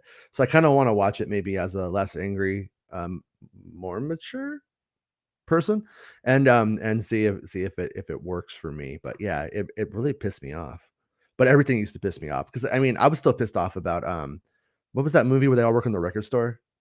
High Fidelity No. Oh, actually, High Fidelity, I think, is the one I was or mad about. Empire Records. Which one? But Empire Records is the one that started it. I was like, and like now I actually like Empire Records because it's just so awful. I'm like, okay. Well, But it's popcorn, but what's really funny about Empire Records, you're like, yeah, in like 2 years, this shop's out of business. yeah, Like they saved this record store only for Napster. You should have took the money. Like Napster and Metallica to ruin everything. So like whatever, Geek Phrase says I didn't watch Empire until 1984 because people told me it sucked. My uncles, okay, so my uncle who loved Star Wars really loved Empire, but his friends would clown him for it. And that was, I remember people not liking Empire. They liked the first Star Wars, but they thought that one had a Muppet. They couldn't get past the Yoda. Some people just thought it was Kermit the Frog. Yeah. Or they heard Grover and it was like a point of contention. His friends, and I remember because his friend owned like the local video store. So he was the guy who had movies all the time. So he's like, I'm the movie guy, and this movie's a piece of shit. And then he goes, see, and then he used it like when Jedi came out and it had more. Had the Ewoks, had more puppets. He was like, see, that's just an excuse. And my uncle would be like, it's a fun movie, like, what are you talking about? So it is funny watching people. I wish there was a way to get like that generation to talk about how they felt about movies when they were there and out. Like, like the pop culture version of like David Attenborough or one of these guys. Well, it's like yeah, two things. Is the first thing is like you could read the Usenet post. And I think that stuff was really fascinating, but at the same time, the people that were posting on Usenet were super fucking huge dorks. Right. So, they weren't the average person. They don't represent necessarily the guy who was smoking a joint in the theater that night, who saw it with his pot mustache and his beer in his hand, because you could just do that back then. Well, that's why I bring up Batman Forever. It's not the Burton films, but it is a 4-quadrant film. I was there opening day for Batman Returns, right? It was still an abortion, yes. Okay, nobody was cheering in the theater. No. It was a pretty packed theater for June, was it June 19th? It was 1992. It was a Saturday, whatever, big showing. Everyone's in there. People, they cheered in certain spots, but it was largely like a quiet theater. It pissed me off. I felt weird. I felt weird about it. I was like, all right. I mean, I was confused. I didn't, I had feelings about the movie. I was like, all right. But when Batman Forever came out, everyone was cheering. opposite effect on Batman and Robin. Yeah, People walked out. yeah, no, It's weird. both of them make me mad. I really, yeah, I'm gonna watch that one again and see like, hey, I'm gonna try it. Like when is it streaming anywhere? I own the Batman first two. Forever. Yeah. There's a write-up a guy did, a YouTube video that would be worth listening to while you work on stuff before you Oh watch yeah, it. you told me about it. Yeah, Yeah. I could send you that link if you're gonna use Yeah. it. You know, like I And, would. and send me the Auralnauts one again because I'll probably forget the name and be like, what was it? Yeah, But yeah, I will. But it I only wouldn't get bring it up bad. because the ending of it really puts everything into perspective. So if you don't get to the ending and then you're like, oh, whatever, that's just his opinion. There's actually a way it ties everything together that I want to ruin Yeah. it from. But yeah. Okay. No, but what I was going to say was about Empire and kind of relating to what Geek Furious is saying, is that like as a kid, I when you took in the information about what somebody's going through in a story, once you know it, you no longer want to experience the earning of the information. So therefore, I enjoyed the opening act, A New Hope, because it was super fun and uplifting. And then Empire, I loved AT-ATs. I loved looking at Yoda. But the most of the stuff, and then I love when the lightsaber fight happens. But most of this, and but most of the stuff that the character work, once I knew it, I didn't need it anymore. It was information I already knew. So then Return of the so as a kid, it was like A New Hope. Empire was the saggy middle. I didn't hate it. I loved them all. I loved Ewoks. I was just like the cartoon. I was just so indoctrinated. But I was like, oh, it's like if I had to give one away, I'd probably give away Empire. You know what I mean? And then as you get older, then you're like, oh no, that's where all of the real like deep mythology that made it work for you is in that one. But it's I think it's interesting like how kids, or at least me anyway, took it interpreted it and decoded it, the encoded message, and how it's different when you're an adult, because it's like, Well, I was 4 when I saw Empire, mhm, and I try to tell people like I was cognitively aware of the world at yeah, 3. I remember it was same, it just happened. I remember I had this giant tiki mask above my crib at my uncle's house, and it scared the shit out of me. And that, like, I think it just changed my life. Like, I just was aware of shit. yeah, So my mom would listen to these Zig Ziglar tapes, these like motivational speeches, and so I knew the difference when I was hearing things that were important.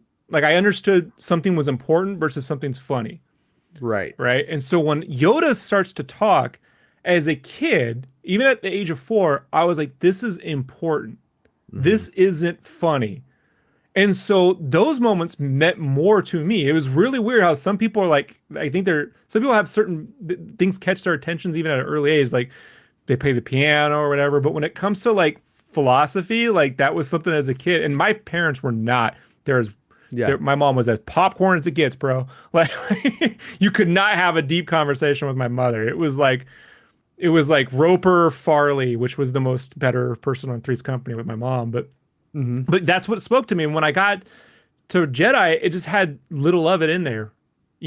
For me, it was more of the first movie in that sense, more of the fun. And I really was like, I would like more of the important stuff. And I'm not saying like, oh, I knew Empire was better at a younger age. I didn't. I yeah, liked a lot of stupid shit too. I like Superman 3. I like The Toy. Those are not brilliant films. yeah, But I just knew that what Yoda was saying was something that, because I guess also I didn't have a really good parental figure. Like that was where I was getting my teaching from. How yeah. weird as that sounds like. And I was like, I need to remember this. Like we're more than just crude matter. There's more to life than this. And that's weird how that hits at 4. Yeah, no, no, no, for sure, and I don't want to oversell like I didn't like it or I didn't, but it was just like, yeah, do or do not. There is no try. I know the lesson. Let's go Right. on the space adventure now. Like, let's get it going. I know, you know what I mean, That's and how I feel about Batman's parents being killed. and every single Batman thing he ever Even does. the Joker movie, I was like, all right. And then at the very end, he kills parents. I'm like, they did it Yeah, again. Pearls dropping. Like I was like in the uh, theater. Like, why is it? This is just an origin movie for Batman. Like they did it again. my Batman fan film is going to be Batman in the costume walks into the restroom, takes off the cape, pulls down his bat chonies, puts his butt into the toilet, and as you hear the fart go, it then cuts to the pearls falling. Everything makes him think. You realize from now on to the end of time, when the pearls fall, that's the only thing I'm gonna see. That's how it is for Batman. That's how it is for Batman, guys. PTSD is not a joke. Also, I heard here's the thing about the prequels before we go. Like, I saw the Phantom Menace in the army at a military theater. So when we went to go see it, we stayed at I tried to create that movie theater. We get there the night before, and there was other Joes who showed up, and we set up like, a little land station outside, and we're playing N64. We get into the theater, and we actually had kids dressed up like Darth Maul, and they were like doing Darth Maul shit. And I was like, this is crazy. It's in the middle of Germany. The movie starts, and then right when they get to the Gungan planet, the film rips. And I was like, is this Gremlins 2? Like, is this a goof? And no, the film ripped. And so they had to cancel the whole screening. And then they gave us a pass, and then we called and they fixed it that night. We go back. And so it's midnight. Everyone's really tired. They came back. People were quiet. They kind of cheered a little bit during the pod race. But when that Darth Maul Ewan fight shows up, bro, the fucking theater erupted. Like, in a way that I hadn't seen since the first night of the special edition. That was the closest. That first night of the special edition, New Hope was insane too. But they were like, wah! Like, that hit, man. When I saw episode 1, 2, and 3 on opening night, every single audience was completely energetic and insane for most of it. Like, as I said, I'm pretty sensitive to when people react to certain things in movies. Like, it distracts me, honestly. But they were really into it. Now, based off of internet gaslighting, I sometimes wonder, was it performative? Were they like, this is supposed to, I'm not liking this movie, but this is supposed to be my wedding day and it's going to be special. I always waited for this moment. And they were just going through the motions of what they thought they should do. But they definitely, in the screenings I went to, definitely did it. Like, well, my proof of that scene working, and the reason why we remember it is because we were all dead tired, and people were not that awake for the most of the film. They were like, oh, this is cool. They kind of get a chuckle. Yeah. Like, the pod race is kind of cool. But when that hits, people like woke up.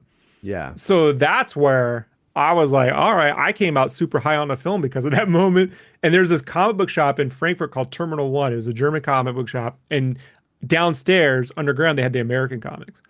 And the owner was this German guy. I went in there going, I saw episode 1. And he was like, yeah, what did you think? And I'm like, I loved it. He's like, too much Hong Kong cinema for me. It's all Hong Kong cinema. And I'm like, what? He's like, what the fuck? I'm like, that was the best part. And he hated that. So like that played way different with the Germans, like, and I did go see a German screening of the Phantom Menace only because I wanted to hear the Nemodians. Yeah. We love it. The whole movie is shit. I wanted to hear what their accent would be like, because I was like, well, how bad is it now? Because that did not play very well. People laughed when they started talking for the wrong reasons. But in the German ones, they had it definitely sounded more like Nie Nub, like Nine Nub. It sounded more like that. It was a different voice work or something. So yeah. Thrawn says he got shushed for pumping his fist in the air for Yoda with Saber in Attack of the Clones. That was literally the Attack of the Clones Yoda moment is still the most insanity I have ever experienced from an audience. And I think they went crazy at that screening too. They fucking went. Yeah, that was like, oh shit. Like, that was probably the craziest I've seen it. Everyone just go, what the fuck? Lucas is like, I learned at the end to just throw the lightsaber battles, everything at once, Hong Kong cinema. Yeah. Just flip, like, he was just flipping around. They were flipping out. Like, it did happen. Yeah. And same Geek Furious, like in my area, as the midnight screenings became more common, the people who went to have fun, and they were excited for the movies. It was very few movies I could remember at midnight where people were like, just like, I think like Beowulf, people just didn't give a shit on that one. Did you see it in 3D? At midnight, yeah. That was cool. It liked was it. neat. Yeah, it wasn't badly done, but it just for whatever reason it didn't connect. Something about the movie was strange, but It's that technology, man. You yeah. know, had it been more artistically designed versus realistic. But when I saw the nude Angelina Jolie character in 3D, I'm like, well, 3D porn is going to be a future thing. Like that was my big takeaway. I'm like, this looks amazing. Like, Yeah, you want to get an Oculus in every house? Start pushing that more. yeah. So Don talks says it was even in IMAX. Yeah, and I think we might have talked about it on the show before.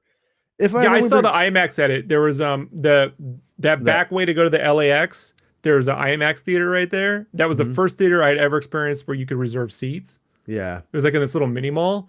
They had that IMAX, and I took my buddy that I grew up with Star Wars. He hadn't seen it yet, so that was his first screening of the Attack of the Clones, which, as yeah, you know, is a different edit. the better cut. It's the better And when cut. he bought Attack of the Clones, he was mad. He's like, "I want the other cut. What is this?" Like he was Yeah, actually mad. yeah. Yeah, It basically cut out a lot of the Brew and Owen stuff. It was just more efficient. Yeah, I wish that edit was available there's a to fan watch. edit. Is there one who just I does it believe so. all? Yeah, yeah. I Yeah. think there's a fan edit. Yeah. And I mean, and there were things added to the post release that are also better as well, like with the Anakin Padme conversations and stuff. There was more stuff added to that. That But I think that was the first all digital film I saw too. That was a digital IMAX yeah, screening. that was the first Yeah, digital movie I ever saw too. yeah. Yeah, yeah, And that was it was a bit like it was pixely but really good. yeah, It the was like colors were really great. yeah, it was really strange. And it got so much better very quickly too. Um, Yeah, Finding Nemo was the next one I saw in an all digital theater, and that was like, oh, it already had like tripled yeah. the res and the color. I mean, it blew me away when I first saw Finding Nemo. The color, I was like, I'm never seeing a film like projection ever again. I was like, I'm sold. I know people are like, it's sacrilege. I'm like, no, I just the colors, man. I'm attracted to color. So Yeah, I mean it's some things it's fine on, like there's I don't think there's I don't I don't know. I don't remember seeing a Pixar movie on film and being like, this is how it's meant to be seen. This is better. Like a Pixar movie is fine like that. That it doesn't I don't think it yeah, needs only films shot on the lower stocks like Super 16 or like those kinds. Like American Graffiti digitally is not going to play any better than if it was on film. So. Yeah, and I think Geek Ray says I could be wrong. I thought I heard Ben Burt did the edit for the IMAX cut. Yeah, Ben Burt was a big part of editing those films, and I believe you are correct He about should have that. won an award for that They edit. they they had to. I think like the way it worked was like they had like these like giant spools with the film, and the IMAX machines were very much like set in this certain way, and that there was not really any other way of changing it. So they had to cut the movie down to fit those reels. And I Yeah, think they had a time limit. It was Ben Burt who did it, and he did a ton of the editing on the movies too. Like I mean, in a lot of ways, I think it kind of goes a bit under the radar these days because the prequels are so easy to get bad press, and like Lucas just takes it. But Ben Burt was much more of a collaborator than I think most people would think. And I think when you hear people that say like Lucas just only had yes men and he needed people to work with, and I think he and Ben Burt were on the same page about a lot of stuff. But Yeah, and you can see it on the documentary at the beginning, the episode 1 documentary. He's a big part of that too, and he's showing like the way they can take people out and drop them into new shots and stuff. But yeah, I mean, he's there in the editing bay cutting that stuff with George and throughout the whole. he wrote the some of the droid stuff too.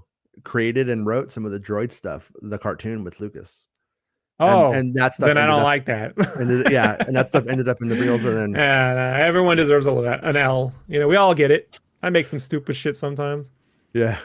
Yeah, it is like following the Kenobi stuff recently though has brought me back into like a very prequel mood as of late. Like I've been watching them a little bit more, and I've been kind of like on that kick, if you will. But it's yeah, Star Wars movies for me are always kind of like cyclical. Like I get like really into like a few of them, and I just put them on a lot, and then I get burnt out on them, and then I'm just like, yeah, I want a different like color palette, or I want to hear different songs, and that's kind of always what dictates which ones I watch, and that's the only reason I think I don't watch Rogue One and Episode 9 that much. Because of Not this that job. no, because they don't particularly have color palettes that I find appealing. Rogue One is so the And color. Yeah, yeah. it's my jam. It's if I can make every Star Wars movie look like Rogue One, I would. I'm that guy. Mhm. So Yeah, and yeah. it's a movie, but it's like in terms of like rewatch value, that kind of look doesn't tend to lend itself to it as much, I think. And then the Giacchino music is actually like really good on it, but it Really also good. yeah, but it's not also a soundtrack like a John Williams one that I would put on in the car. Well, he was in It's a not it's not bind. yeah. I Oh, think yeah. I know he had a time delay, but that's not the bind I'm talking about. It's Yeah. that he didn't want to tread over. He didn't say this, but I can tell. Yeah. He I didn't agree, I want to know. introduce the Imperial March before. I know, and even though the prequels had it, Mhm. the prequels have the Imperial March in it, even though they don't have it until Empire. He didn't want to be that guy, right? He wanted. Yeah.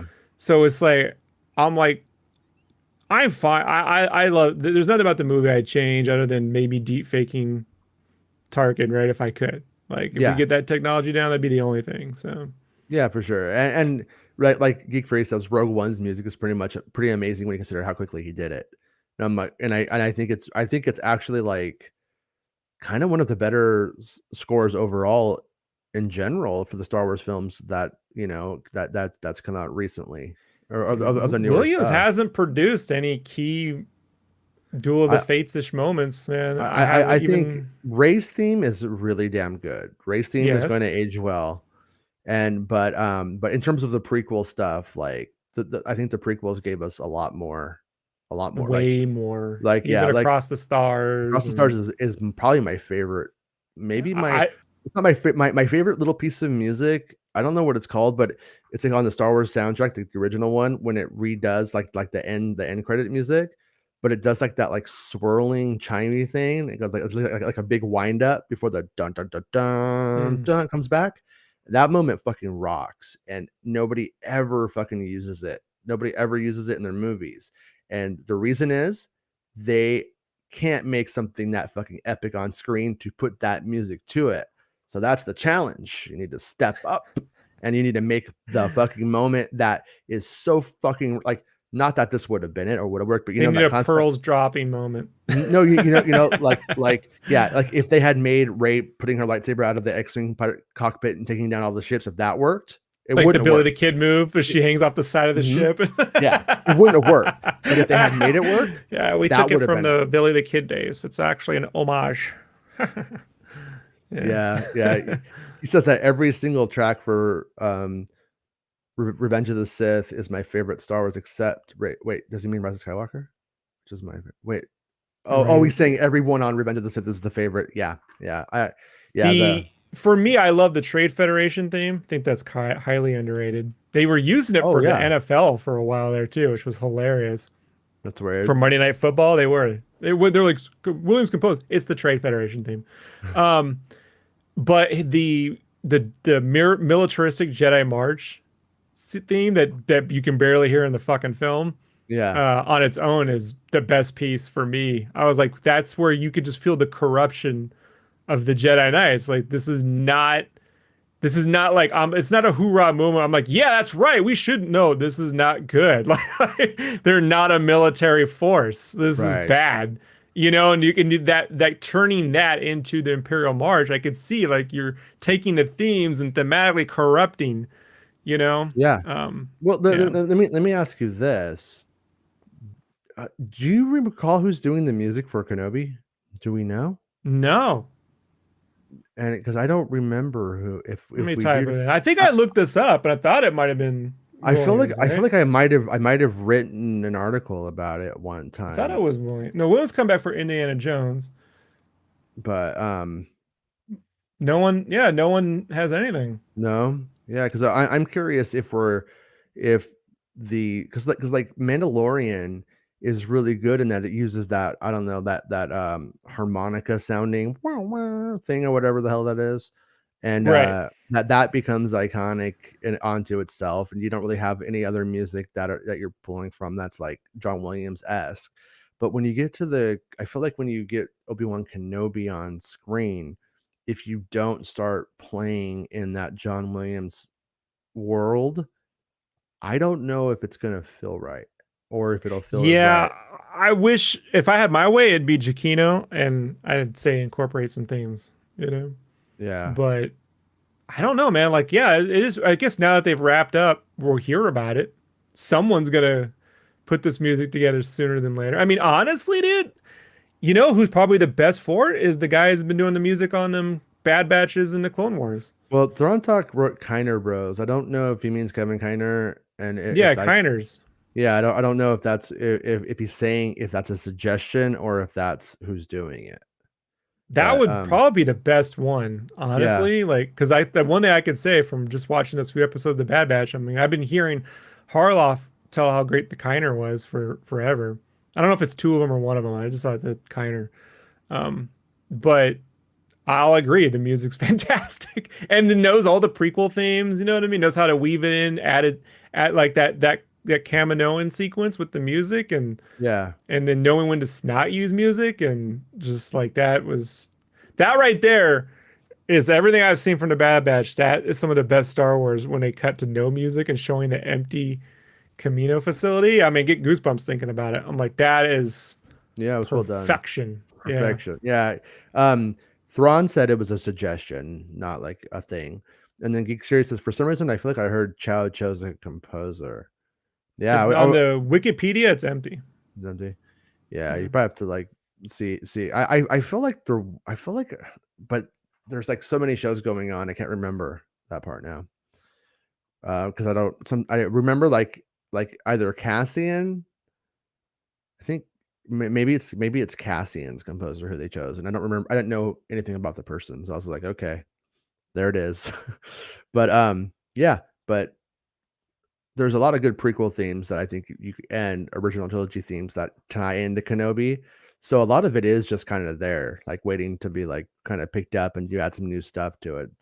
It'll work because and They're like, we're getting Dead Mouse. Yeah. Beep, beep, beep, beep. all right, This one's for the kiddies. yeah, craft work, robot song, robot Or song. NSYNC's like, we're back. Like, Oh no, a prophecy.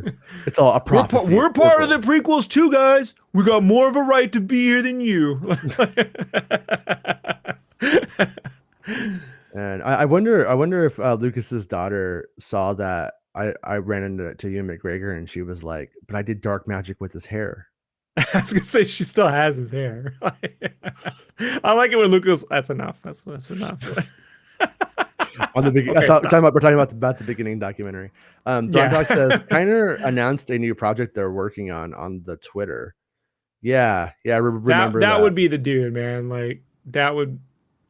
I don't want to get my hopes up now because just like I'll whatever that them cats put together, that's it. Yeah, That's no, the stuff. he's cool. He's cool, and if anything, I would say he probably has had his hands tied, having to work in the 22-minute animated format for the most part. You know what I mean? I've been a Giacchino fan since that PSX magazine. I used to subscribe to PSX magazine or PSM magazine. They had these little demo discs, and they had a demo disc from Medal of Honor where you could play the first level. And the music, I was like, who the fuck did this? Is the best music I'd heard that year. I was like, this is the most epic music.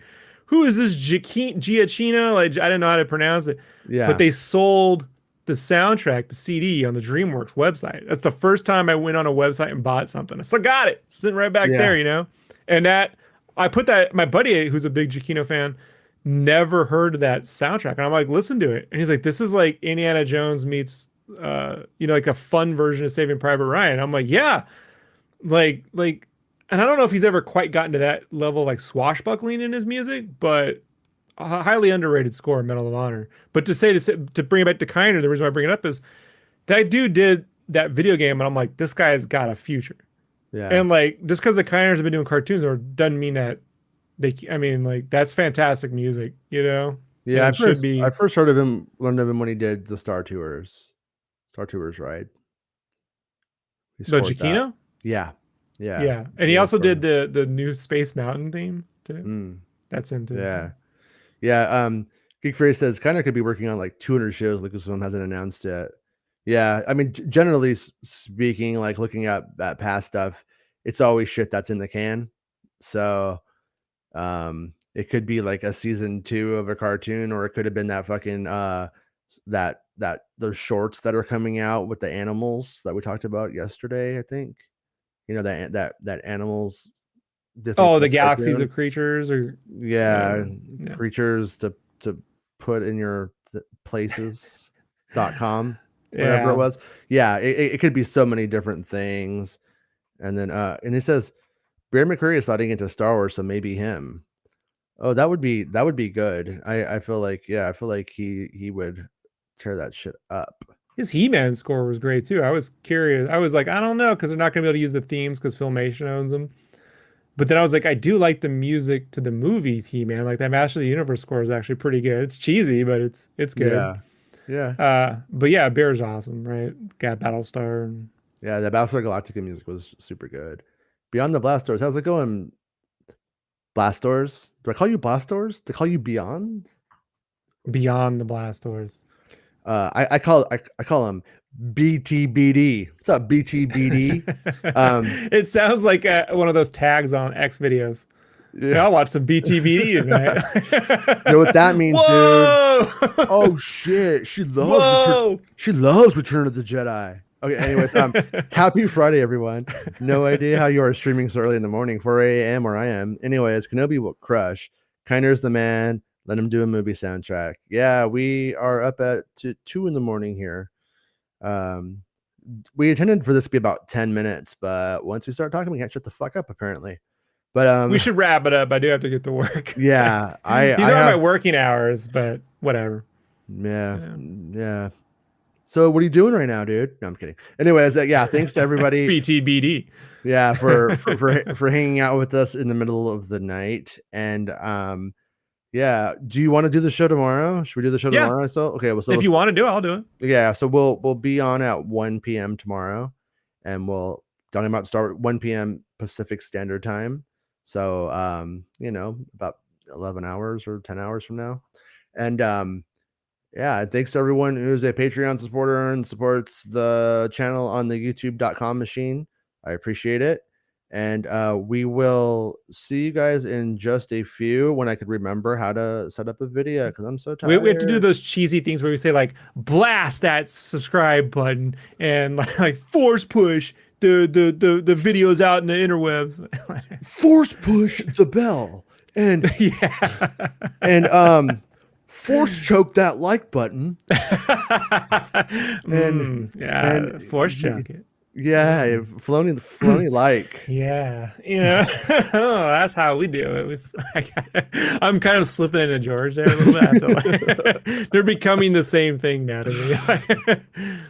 All right, thanks, guys. We'll see everybody in a few hours. It's not about spaceships. Making Star Wars Show. Making Star Wars Show. Making Star Wars Show. Making Star Wars Show. It's not about spaceships.